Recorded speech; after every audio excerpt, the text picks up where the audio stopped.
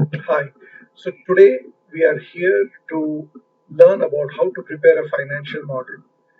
The financial model is going to be prepared on Excel, and it is important to know this whether you want to manage a business or whether you want to value the business, you want to analyze how the business is done for someone else. So we will learn all of that now. So what are we going to discuss? So as we ought to know, financial model is a roadmap.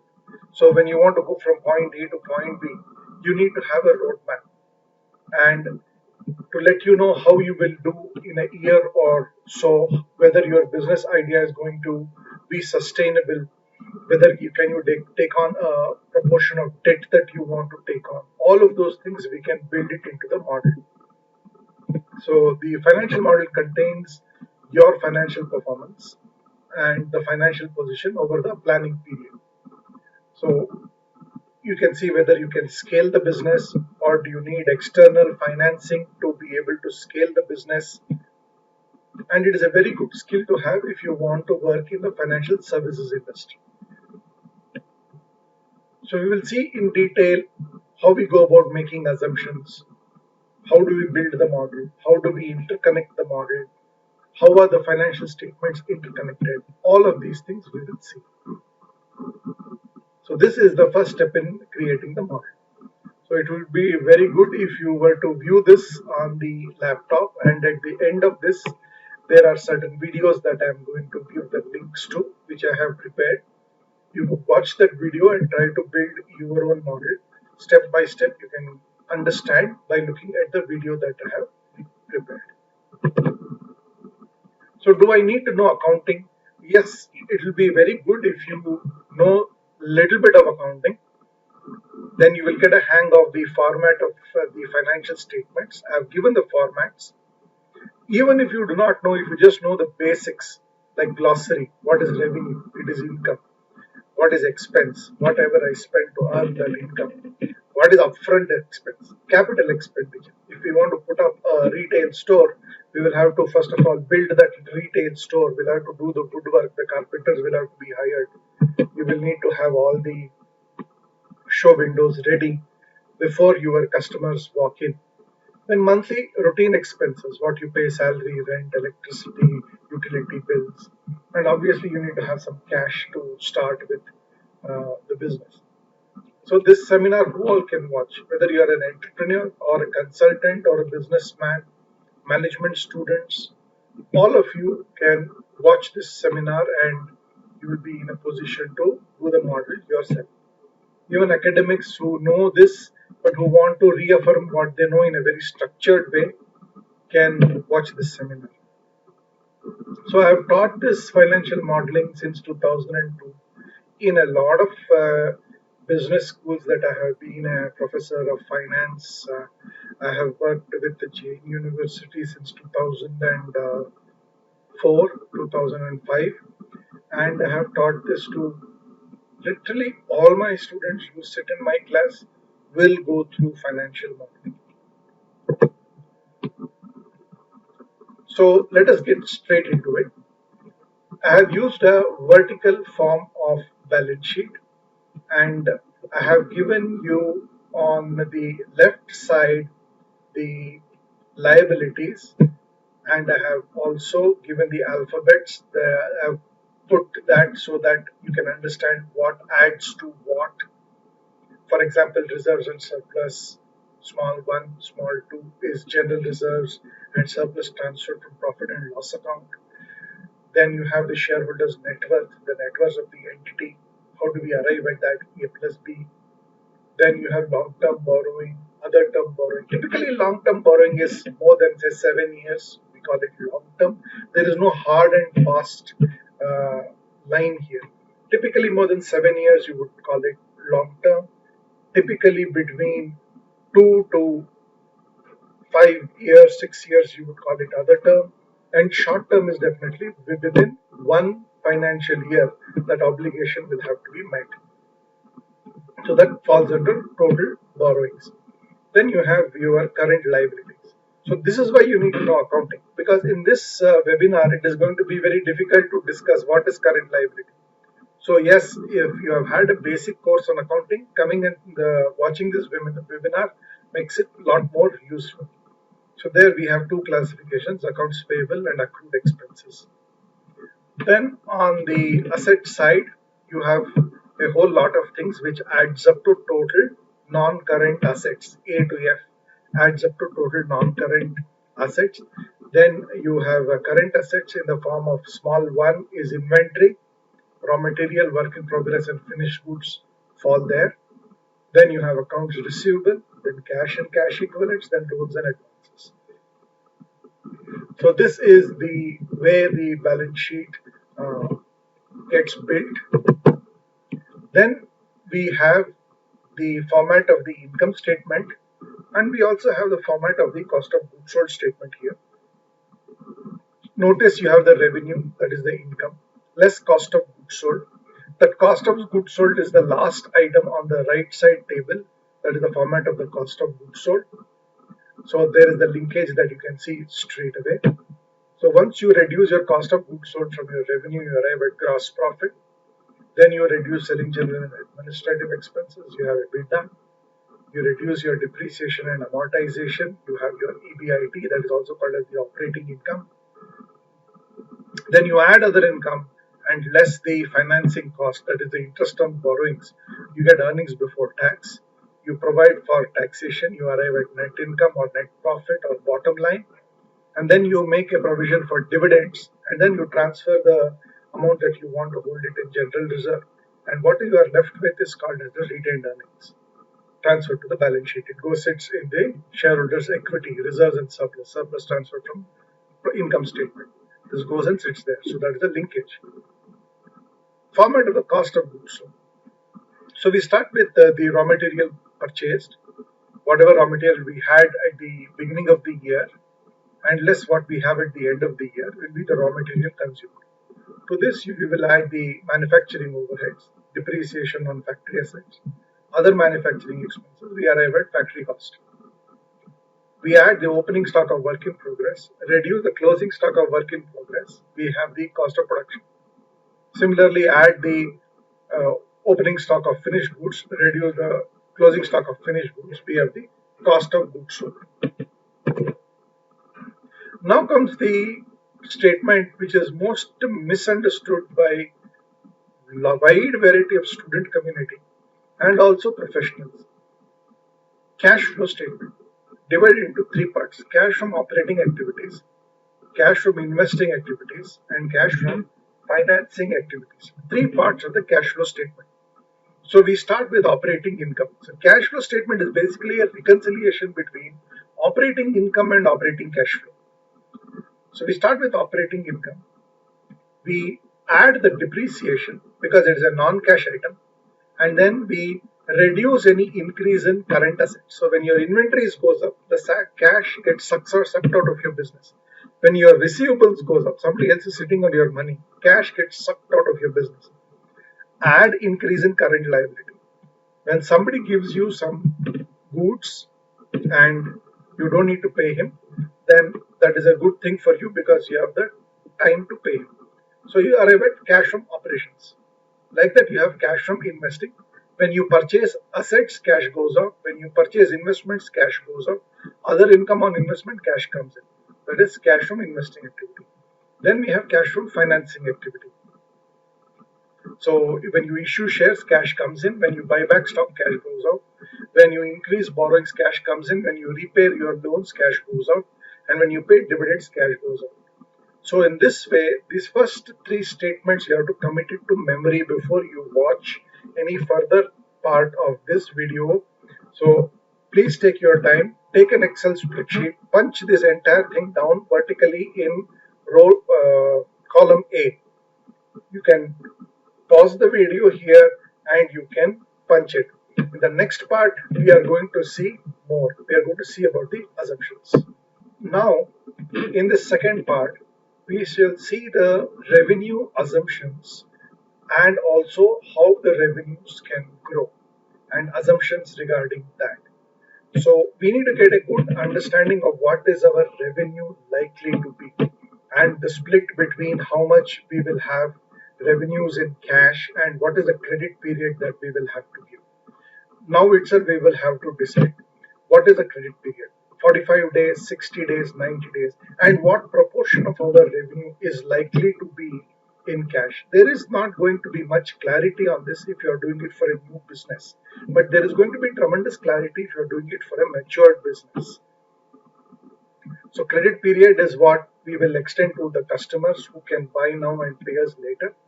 So higher this credit period, greater will be our accounts receivable and the need for working capital loan, which will show up as short-term loans in the balance sheet. And then we will also have to see the assumptions of how revenue is expected to grow in the future years. So if the industry growth rate is very good, and in that industry, well, if our market share is growing well, then we can forecast what is the likely growth rate. So, for example, the example I've taken here is if there is an annual demand for car music system is 1 crore units, car, truck, all vehicles put together, and if we capture say 1% of that market, so we will be selling 1 lakh music systems. So this approach is called as a top-down. We first look at how the industry is growing and then percolate it down to our share of that.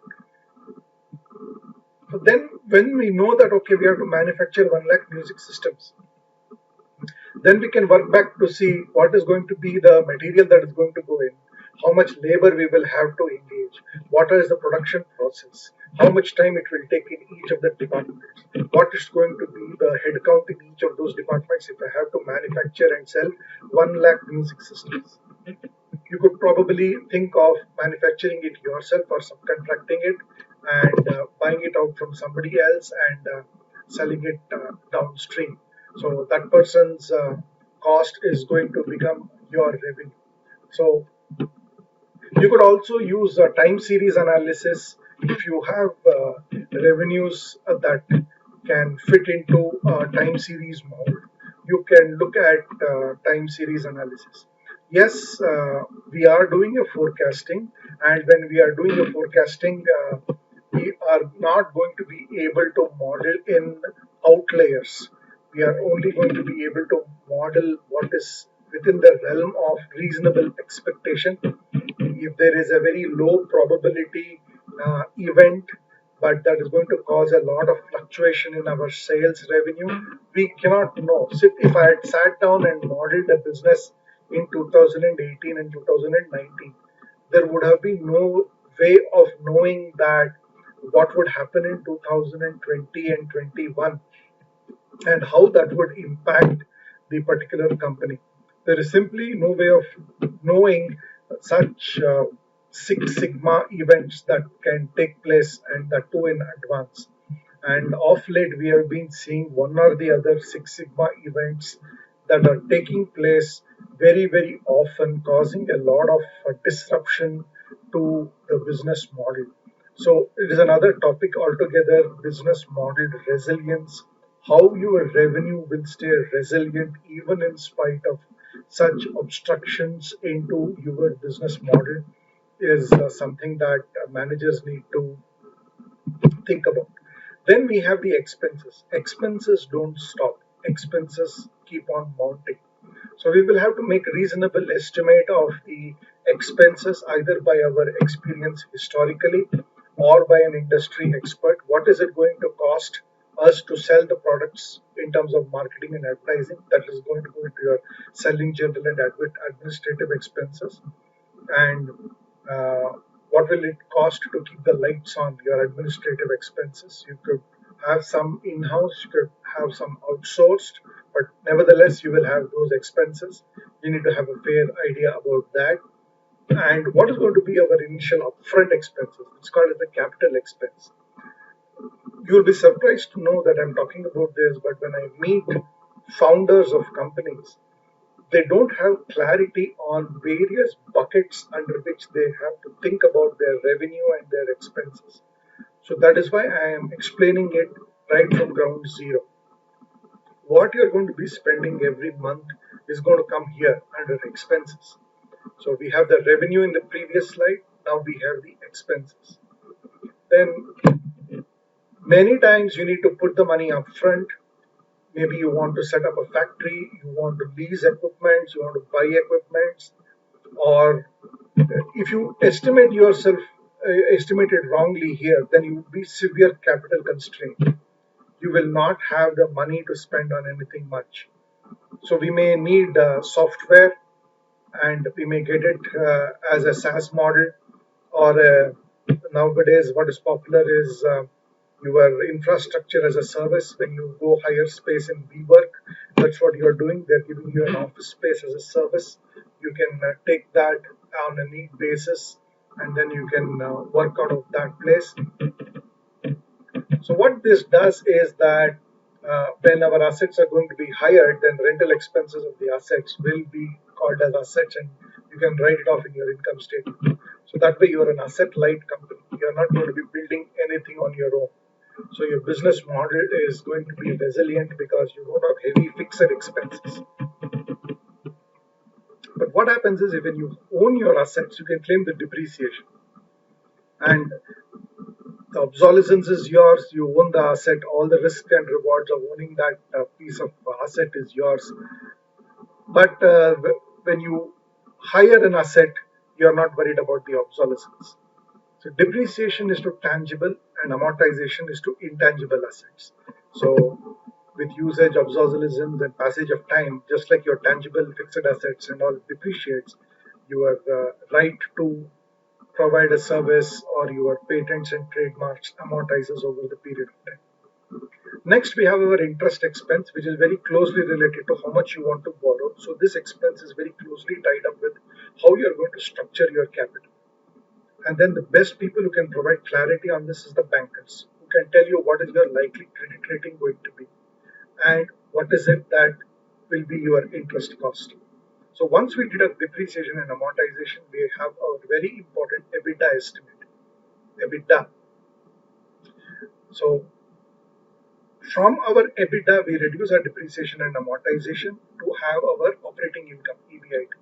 So this is a very critical indicator of your financial health as far as the bankers are concerned. They look at the EBIT because it tells them the potential you have to repay the loan, whether you can pay them on time, and whether you have adequate cash inflows to pay the interest on time, whether you meet your interest obligation.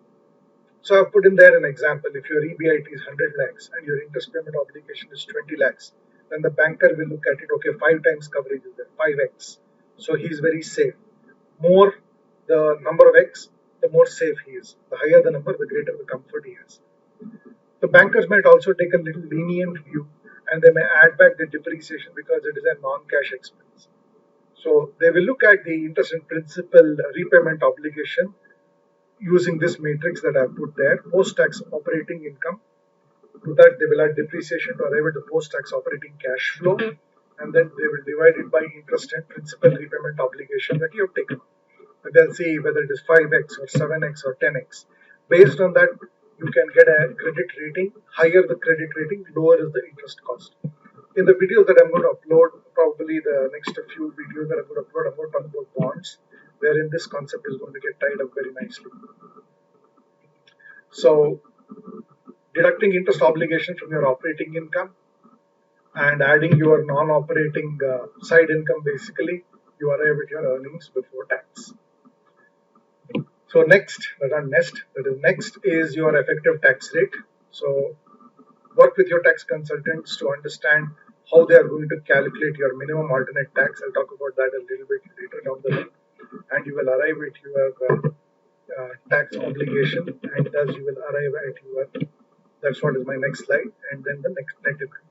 So you need to be aware that if you are an Indian company, if you're a domestic company, then the rate of tax applicable to you, there has been a new tax regime that has been introduced for companies also. And in addition to tax, your liability does not end at only tax. There is going to be a surcharge and there is going to be an education cess also. And most companies have to calculate their minimum alternate tax.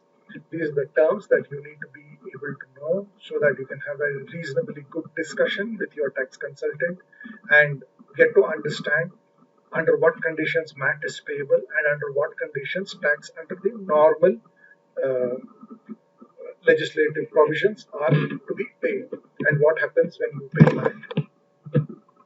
So if the tax liability under the normal provisions is lower than the liability as per the MAT provisions, then the difference is called as a deferred tax credit, and this deferred tax credit you can carry it forward for 15 years, and then you can offset it when your liability under the normal provision is greater than MAT provision.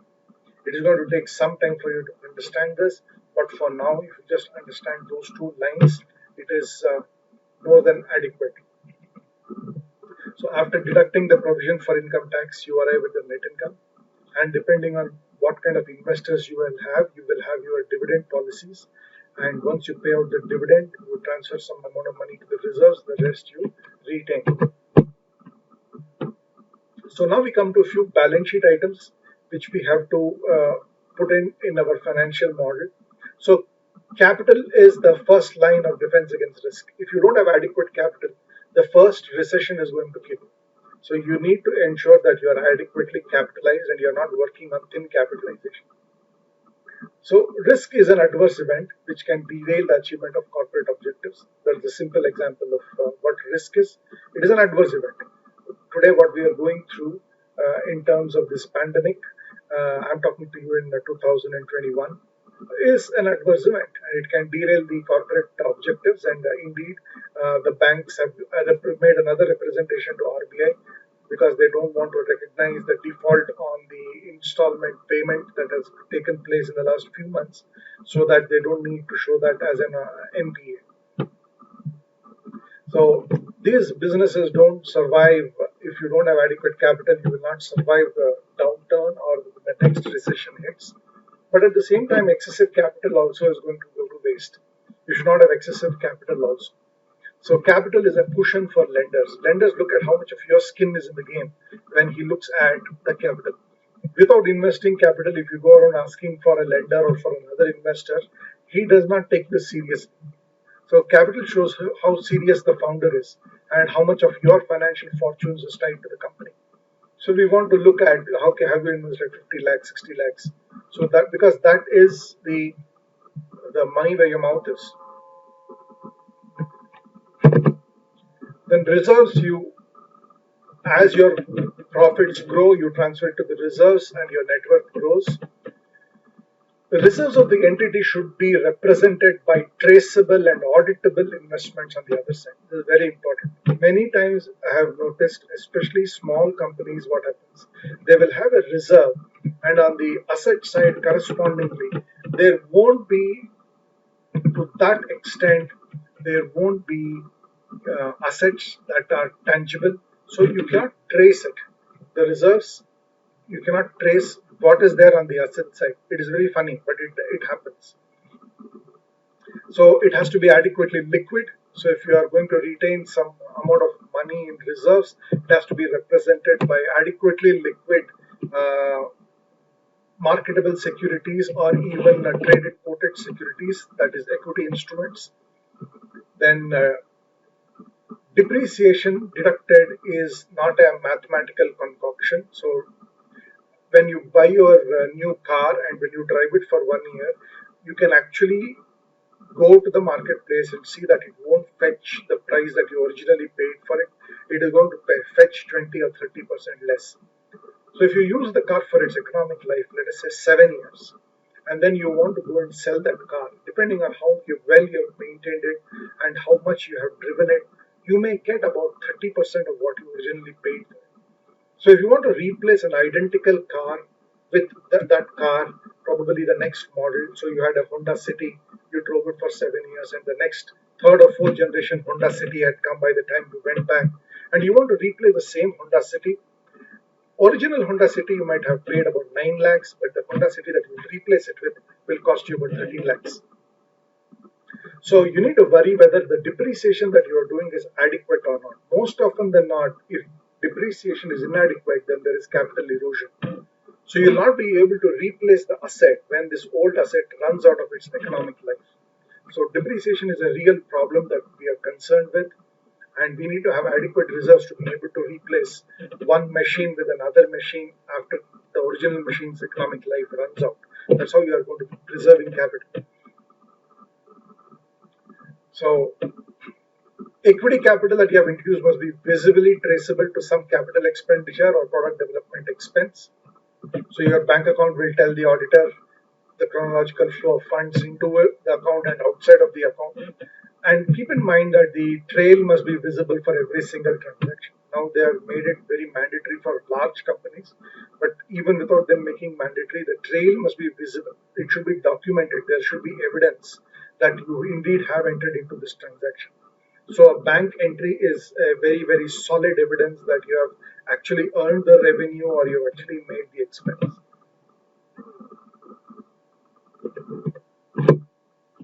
Borrowings. Don't be scared about borrowings. Borrowings are not bad. Excessive borrowings are bad. And borrowings induce discipline because you need to repay it. If you have a little EMI burden on your head, how disciplined you are. But when you don't have any EMI burden on your head, you tend to kind of get slacked off. But the EMI burden does not allow you to kind of take it easy, and because the next month is coming soon and you'll have to pay the EMI, so that makes you jump out of the bed and head to work every day. So it's a good thing. Borrowings are not bad. Similarly, for companies, borrowings are not a bad thing. It is good because it induces discipline. The interest that you pay on borrowings gives you a tax deductible expense and thus it reduces your taxes. And borrowings allows you to raise sources of funds without having to dilute your equity. So if you have 100 rupees and you need 100 rupees now to buy assets worth 200, you could borrow 100 and then buy that assets worth 200, work that assets, and then pay the interest on the borrowing and slowly repay that loan. And one fine day, the asset is yours, just the way you buy a car. Borrowing is also a very good signal to the other investors that you feel very confident that you can service that loan. So when an entrepreneur is not confident about his business, then he will not want to borrow money because he knows that he will have to give collateral, he will have to put up his house, or if he will have to give a personal guarantee. And if you are not confident of doing that, you can't expect somebody else to be confident about it. When return on capital in any line of business falls, managers can use the borrowings to increase the return on equity. So when ROC drops, you can use borrowings to increase the ROE.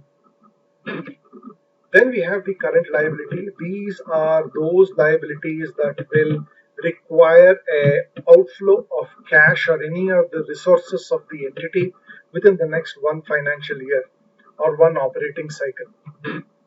So current liabilities are spontaneous source of financing. You get without asking for it. Your landlord gives you 30 days. Your employees, you need to pay them after 30 days, only when the salary is due. The vendors give you 45 days time to pay. So you owe it to them that you don't exploit them and you stick to the commitments. If you have negotiated 45 days, please pay within 45 days. So as the famous American banker JP Morgan said, you can take my word and go to the bank. So when you give a word to somebody that you're going to pay after 45 days, you make sure that you have paid after 45 days. Now we come to the asset side of the balance sheet, gross block of tangible fixed assets. So all your property, plant and equipment, whatever you will use for a long period of time and generate wealth out of it is going to fall under this. So fulfillment centers of e-commerce giants where their workers pack the stuff before it is sent to you are their assets. High quality assets drives high revenues. So fixed assets require routine repairs and maintenance. You need to maintain it well. And if you have good assets that are maintained well, it reduces downtime, and thus you can produce as much as you need to fulfill the demand in the marketplace. Avoid producing and putting it in inventory because that sucks out cash from your business. And inventories, finished goods inventories, are notorious for getting outdated. So you could look at owning certain amount of assets and leasing out certain amount of assets, and the judicious mix of that will reduce the initial capital that you need to invest in the venture. But beware, operating lease obligations, that is the assets that you lease, are almost like debt. You will not get depreciation on the leased assets, but the entire lease rental that you pay can be expensed.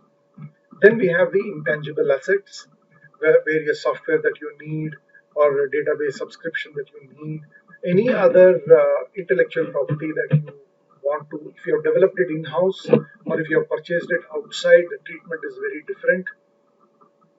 So if you have purchased it from outside, there's an actual cost involved to that, attributable to that. So right to publish creative work of an author. So all these assets are procured for a consideration.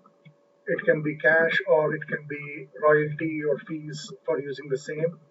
And when these assets age, we recognize the reduction in their value by testing for diminution in their value. This is called as a test of impairment. So various accounting standards tell you how to do test of impairment. And once we see that the asset is impaired, we recognize that as amortization and the carrying value of the assets is reduced. Then you have capital work in progress. These are typically incomplete factories that you will take 5 to 7 years to produce, and only then they will come into commercial production. So at that point of time, they'll be shifted into the gross block. Till then, we will hold it as capital work in progress. And only once you shift it into the gross block and start commercially producing that, you can start claiming depreciation of that. And then if you have borrowed money to construct your factory and you're constructing the factory for 7 years, but the money that you have borrowed, you have paid interest on that. So the interest also has become a part of the cost. And then the seventh year, when the factory is ready and you put it for commercial production, then onwards, any interest that you have paid on the debt borrowed to construct that factory, you can expense it in your income statement. So then we have a non-current investments. These are strategic investments that are made with associated enterprises, joint ventures, and they are likely to be held over a long period of time. They tend to be very illiquid. There may often not be an active market for this because they may not be trading on an exchange. It could be an unlisted entity shares. So you need to look at what is the likely current value of those investments. If you're going to make, how much are you going to make? Will those companies give you a dividends at all? Will you earn anything out of that? So these are the things that needs to be considered. Then your current assets. The most important three are your inventories, your receivables, and your cash. So receivables don't extend credit to everybody. You need to do a credit risk analysis before you can extend credit. Inventories are illiquid. If they don't sell fast, they will become obsolete and they will lose value. And then at the end of the cash flow model, we know what is a cash. So now I would encourage you to watch these three videos: the financial model, lesson 1, lesson 2, 3 and 4. At the end of watching these 4 lessons, the links I will leave it in the description below. You will be in a position to see how you actually model the cash flow. So there I have not gone into the detailed explanation of each item. There I have just done the cash flow model and I have shown you how to actually do the cash flow. So with this, I hope you enjoyed this presentation, and in a small time frame of about 35 minutes, I am able to communicate to you the most important essential things. See you in my next video. Thank you.